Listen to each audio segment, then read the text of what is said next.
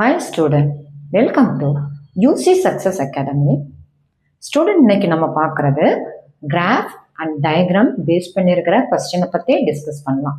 Answer வெறுமனே கிராஃபாவோ இல்லைன்னே டயக்ராம்ல இருந்தே நீங்கள் ஆன்சரை கண்டுபிடிக்கிற மாதிரியான ப்ராப்ளமை இன்னைக்கு டிஸ்கஸ் பண்ணலாம்.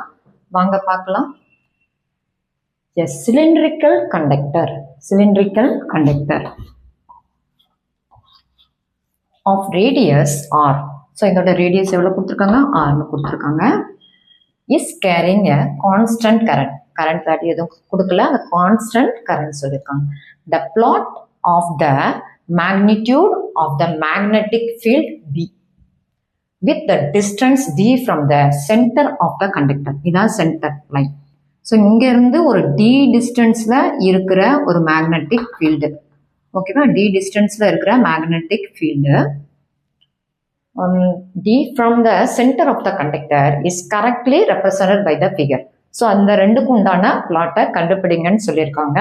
ஸோ இதே கொஸ்டின் தமிழில் எப்படி இருக்கும்? ஆர் ஆரம் கொண்ட ஒரு உருளை வடிவ கடத்தி மாறாத மின்னோட்டத்தை சுமந்து செல்கிறது. பி காந்தப்புலத்தின் எண் மதிப்பிற்கும் கடத்தி மையத்தில் இருந்துள்ள தொலைவு டிக்குமான வரைபடத்தை சரியாக குறிப்பதுன்னு கேட்டிருக்கு. ஸோ இப்போ நீங்கள் இந்த கொஸ்டின் உங்களால் புரிஞ்சிக்க முடியல அப்படின்னா உடனே நீங்கள் என்ன பண்ணிடணும்னா ஆப்ஷனுக்கு வந்துடணும். ஆப்ஷனில் ஒய் ஆக்சிஸில் என்ன கொடுத்துருக்காங்க, எக்ஸ் ஆக்சிஸில் என்ன கொடுத்துருக்காங்கன்றத பார்க்கணும். ஒய் ஆக்சிஸில் பின்னு கொடுத்துருக்காங்க, எக்ஸ் ஆக்சிஸில் டின்னு கொடுத்துருக்காங்க. ஸோ இந்த ரெண்டும் ரிலேட் ஆகிற ஃபார்முலாவை நீங்கள் என்ன பண்ணணும், ரிமெம்பர் பண்ணணும். ஸோ அதே மாதிரிக்கு எப்போதுமே ஒய்ல என்ன கொடுத்துருக்காங்களோ, ஏன்னா ஒரு ஈக்குவேஷன் இருக்குன்னா y equal to 2x + 3 in terms of எக்ஸில் இருக்கும். அப்போ அங்கே ஒய் இருக்கிற இடத்துல என்ன இருக்குது, பி இருக்குது. அப்போ P equal to P calculate in terms of distance இருக்கிற ஃபார்முலாவை நம்ம ஜென்ரலாக எடுக்கணும். ஸோ இதில் நமக்கு electric field distance, d distance இருக்கிற ஒரு எலக்ட்ரிக் ஃபீல்டுக்கு ஒரு ஃபார்முலா தெரியும். அது என்னது? μ0 I d by 2 pi r square when d ஓட value less than or equal to r இருக்கும் போது, இது கண்டிஷன்.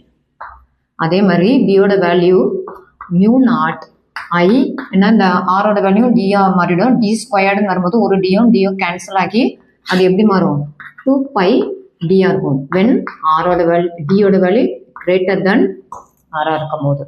ஸோ அப்போ என்ன மீனிங்னா இந்த டி டிஸ்டன்ஸ் ரேடியஸை காட்டிலும் அதிகமாக இருக்குதா கம்மியாக இருக்கான்றதை வச்சு நம்ம பார்க்க போகிறோம்.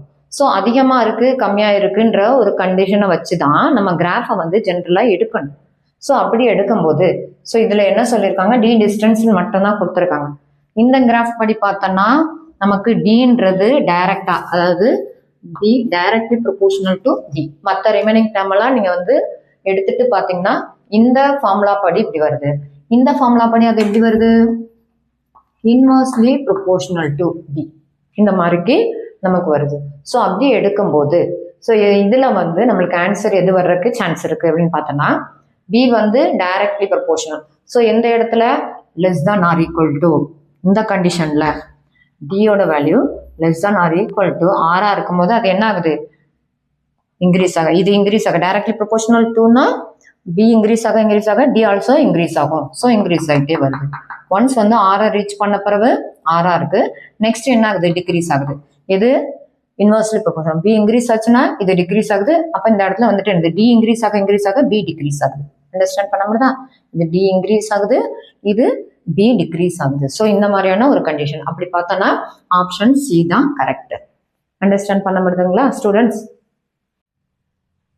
அடுத்த question, the correct boolean operation represented by the circuit diagram drawn is கொடுத்துருக்காங்க. சர்க்யூட் டயக்ராம் இருக்கு.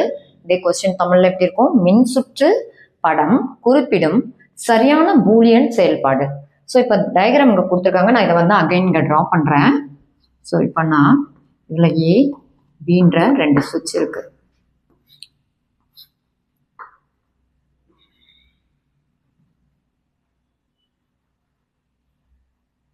R resistant, ஒரு R resistant இங்கே +6 volt.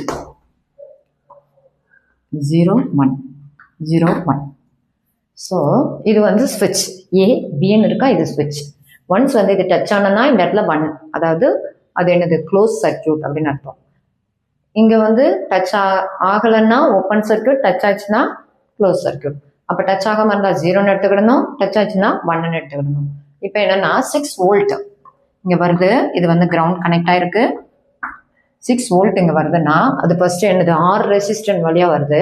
நெக்ஸ்ட்டு இந்த இடத்துல கரண்ட் ஃப்ளோ ஆகும்போது இந்த இடத்துலையும் வருது, இங்கேயும் போகுது. ஓகேவா? ஸோ இந்த இடத்துல வரும்போது இந்த இடத்துல வந்தோடனே இது க்ளோஸ்டா இல்லை. ஸோ இந்த க்ளோஸ்டா இல்லைன்றதுனால இதுக்கு மேலே இங்கே கரண்ட் ஃப்ளோ ஆகாது.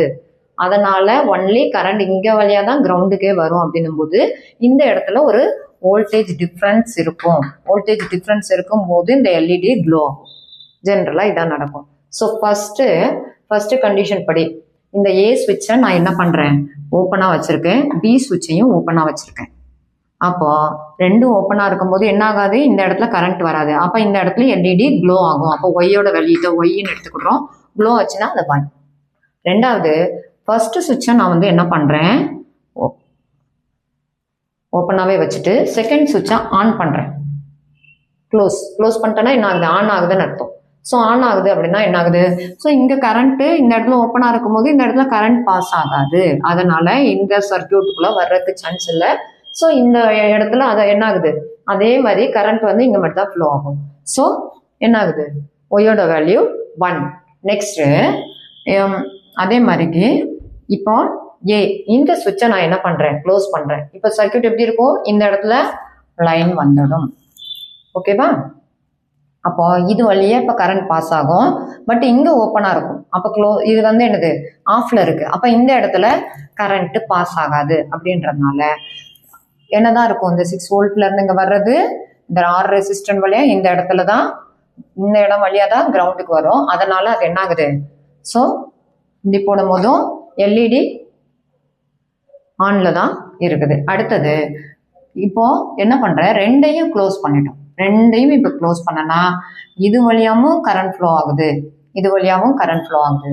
பட் இங்கே வரும்போது ஒரு ரெசிஸ்டன்மே இல்லைன்றதுனால கரண்ட் ஃப்ளோ இது வழியாக தான் கிரவுண்டுக்கு வரும். அப்படின்றதுனால இந்த இடத்துல ஆல்ரெடி இதில் ஒரு பொட்டன்ஷியல் டிஃபரன்ஸ், இதில் ஒரு ரெசிஸ்டன்ட் இருக்கும், தென் இதுலேயும் இருக்குன்றதுனால ஃபர்ஸ்ட்டு இதுதான் எனது கிரவுண்டுக்கு ரீச் ஆகும். அப்படின்றதுனால ரெண்டுமே ஆன்ல இருக்கும்போது இங்கே ஓடி கரண்ட் ஃப்ளோ இருக்கு, ஓடி அப்படியே கரண்ட் ஃப்ளோ இருந்து அது அப்படி என்ன ஆகுது, கிரவுண்டுக்கு ரீச் ஆகுது. அப்படின்றதுனால ஸோ அது வந்து என்னது எல்இடியில் வந்து என்னது கரண்ட் அந்த இடத்துல வோல்டேஜ் வர்றதுக்கு சான்ஸ் இல்லை.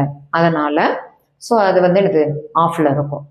அப்போ இந்த ஒய் இந்த கண்டிஷன் படி, இந்த பூலியன் எக்ஸ்பிரஷன் படி எந்த கேட்டுக்கு அது ஈக்குவல் ஆகும் அப்படின்னு பார்த்தீங்கன்னா ஏபி த ஹோல் பார், ஏயும் பிஏ மல்டிப்ளை பண்ணால் 0, 0க்கு பார் எடுத்தால் 1, ரெண்டையும் மல்டிப்ளை பண்ணால் 0, 0க்கு பார் எடுத்தால் 1, ரெண்டையும் மல்டிப்ளை பண்ணால் 1, 0க்கு பார் எடுத்தால். அப்போ எனக்கு ஏபி த ஹோல் பாருக்கு ஈக்குவலாக இருக்கு, which is equal to NAND gate. So option C தான் கரெக்ட். அடுத்த question, for the given circuit the input digital signals are applied at the terminals A, B and C. What would be the output at the terminal Y? So கொடுக்கப்பட்டுள்ள மின் சுற்றிற்கு A, B மற்றும் C ஆகிய மின் முனைகளில் எண்ணிலக்க உள்ளீட்டு சைகைகள் அளிக்கப்படுகின்றன. Y மின்முனையில் அமையப்பெறும் வெளியீடு யாதுன்னு கேட்டிருக்காங்க. ஸோ என்னது ஏபிசின்ற சிக்னல்ல இதோ இருக்கு பாருங்க, ஏபிசி. இதில் கொடுக்குற இந்த இன்புட் என்ன, இதில் கொடுத்துற இன்புட்டை வச்சு ஒய்ல என்ன அவுட்புட் வரும் அப்படின்றதான் கேட்டிருக்காங்க. அதுக்கு வந்து டைம் அந்த சிக்னல் எல்லாமே கொடுத்துருக்காங்க. ஸோ இப்போ இதில் பார்க்கணும், இதில் வந்து 5 அண்ட் வந்து 0 கொடுத்துருக்கா. 5 வோல்ட் கரண்ட் இந்த இடத்துல இருக்கு, 0 வோல்ட்னு அர்த்தம். டி டைம் இங்கே வருது அப்படின்னு நீங்கள் பார்க்கணும். டி டைம் வரும்போது அந்த பாயிண்ட் எங்கே இருக்கு, 5 வோல்ட்டுக்கு நேராக இருக்கு. 5 வோல்ட்டாக இருந்தால் நம்ம இன்புட் சிக்னல் என்ன எடுத்துக்கணும், 1ன்னு எடுத்துக்கணும். ஓகேவா? ஸோ டி இது வந்து T1 அப்படின்ற டைம்ல எடுக்கும்போது பி சிக்னலுக்கு அதே மாதிரிக்கு 0க்கு நேராக இருக்கு. அப்போ ஏல 1ன்னு எடுத்துக்கிடணும், பியில் 0ன்னு எடுத்துக்கிடணும், சிக்கு அதே மாதிரிக்கு எங்கே இருக்கு, 5 வோல்ட்டில் இருக்கு. ஸோ 101 ஃபர்ஸ்ட் சிக்னலுக்கு உண்டான இன்புட் என்னது 101. ஸோ 1ஐயும் பி வந்து இந்த ரெண்டு இடத்துல ஸ்பிளிட் ஆகுது, இங்கேயும் 0 தான், இங்கேயும் 0 தான். 1 into 0. இது AND gate.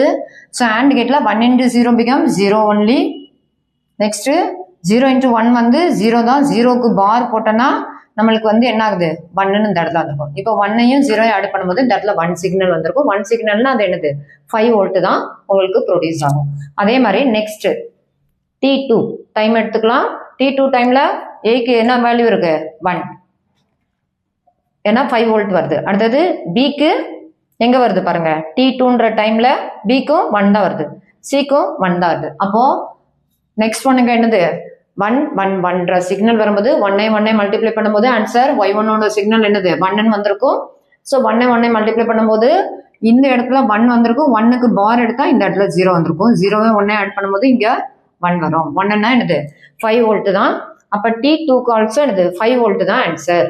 ஸோ அப்படி நீங்க எல்லாத்துக்கும் கால்குலேட் பண்ணும்போது இப்போ T3க்கு கால்குலேட் பண்ணா என்ன ஆகுது 1 1 0 1 1 0. இப்படி கால்குலேட் எல்லாத்துக்கும் சிக்னல் வந்து 1 0 வந்து ஆட் ஆகி உங்களுக்கு இங்க 1 தான் வந்திருக்கும். அப்போ 5 வோல்ட். T3க்கு ஆல்சோ 5 வோல்ட் தான் வரும். T4 1 1 0. ஓகேவா 1 1 0. ஸோ 1 1 0 எடுத்தோம்னா சேம் ஆன்சர் தான். அதே மாதிரிக்கு அப்போ அதுக்கும் 5 வோல்ட் தான். T5 எடுத்துக்கோங்க 1 0 1 1 0 1. ஆல்ரெடி நம்ம ஃபர்ஸ்ட் சிக்னல் அதுதான் நம்ம வந்துட்டு என்ன பண்ணோம் சால்வ் பண்ணோம். அதுக்கும் 5 வோல்ட் தான் வரும். நெக்ஸ்ட் ஸோ அதில் வந்து என்னது இந்த வேல்யூஸ் எல்லாமே சேஞ்ச் ஆகும். அதை பார்த்துக்கணும். எந்த இடத்துல 1 வருது, இதில் வந்து என்ன ஆகும் இந்த இடத்துல 0 வரும், இந்த இடத்துல 1 இதில் 1 வந்திருக்கும். ஓகே தானே 0 பார் வந்து 1 வந்திருக்கும். அதுக்கு ஏற்ற மாதிரி நம்ம எடுக்கணும். T6 எடுத்தோன்னா 1 0 1 1 0 1 வந்து நம்ம ஃபர்ஸ்ட் சால்வ் பண்ண அதே சிக்னல் தான். அப்போ எல்லாத்துக்குமே என்னது தான் வருது 5 வோல்ட் தான் வருது. அதனால தான் இந்த இடத்துல உங்களுக்கு ஆன்சர் ஏ ஆப்ஷன்ல என்ன கொடுத்துருக்கு 0 வோல்ட். T1ல 0 வோல்ட் அப்படி எல்லாத்துக்கும் 0 வோல்ட் இருக்கிற கர்வ் கொடுத்துருக்காங்க. இந்த ஆப்ஷன் படி பார்த்தோன்னா எங்க T1க்கு நேரா 5 வோல்ட் இருக்கு, T2க்கு நேரா 5 வோல்ட் இருக்கு, T3க்கு 5 வோல்ட் இருக்கு, தென் T4 T5 T6க்குலாம் எங்க இருக்கு இந்த 0 வோல்ட் அண்ட் வந்து இதுக்கு 5 வோல்ட் இருக்கிற மாதிரிக்கு உங்களுக்கு ஆன்சர் கொடுத்துருக்காங்க. பட் நம்ம எல்லா சிக்னலும் இந்த இடத்துல அப்ளை பண்ணி பார்க்கும்போது ஆன்சர் என்னதான் வருது எல்லாத்துக்குமே 5 வோல்ட் வோல்டேஜ் தான் இந்த இடத்துல இருக்கிற மாதிரி இருக்கு. ஸோ ஆப்ஷன் சி தான் இந்த இடத்துல கரெக்ட். அடுத்த question, the force F acting on a particle of mass m is indicated by the force time graph. As shown, the change in momentum of the particle over the time interval from 0 to 8 seconds is.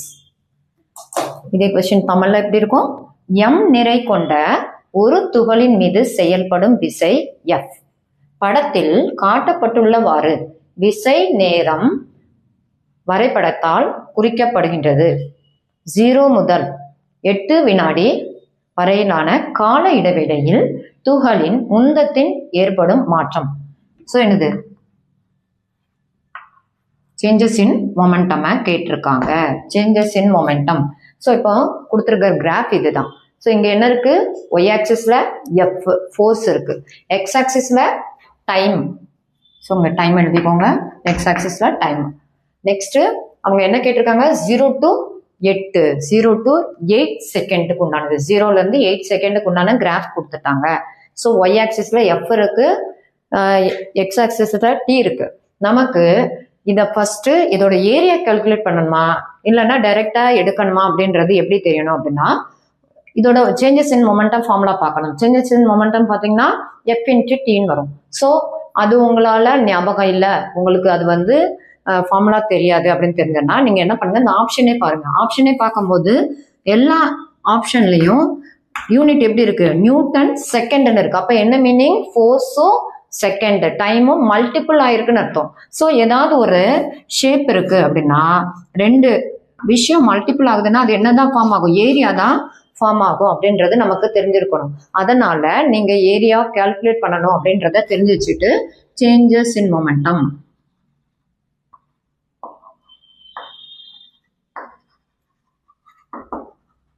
Is equal to. So இப்போ இந்த கிராஃப்ல என்னென்ன ஏரியாலாம் cover ஆகுதுன்னு பார்க்குறோம். ஒன்று இந்த area வருது, next இந்த ஏரியா வருது, நெக்ஸ்ட் இந்த ஏரியா வருது. ஸோ டோட்டலா இது பாசிட்டிவ் கர்வ்ல வருது, இது நெகட்டிவ் கர்வ்ல வருது. ஸோ ஏரியா ஆஃப் ட்ரையாங்கிள் இந்த இடத்துல கால்குலேட் பண்ணோம்.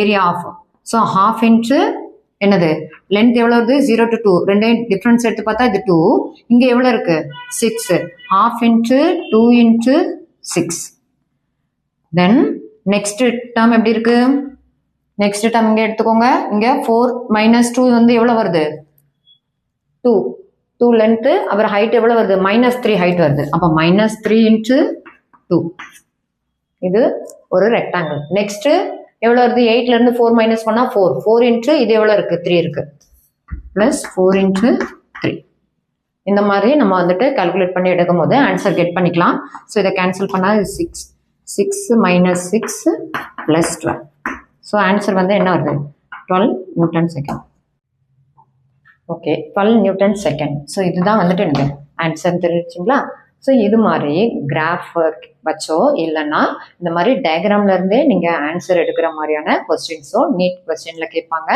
இது மாதிரி நீங்கள் ரெஃபர் பண்ணி படிக்கும் போது நீங்கள் நிறைய ப்ராப்ளம்ஸை ஃபிசிக்ஸில் இருக்கிற நிறைய கொஸ்டினுக்கு ஆன்சர் பண்ண முடியும் தேங்க்யூ ஸ்டூடெண்ட் லைக் பண்ணுங்கள் ஷேர் பண்ணுங்கள் அண்ட் சப்போர்ட் பண்ணுங்கள் தேங்க்யூ ஸோ மச்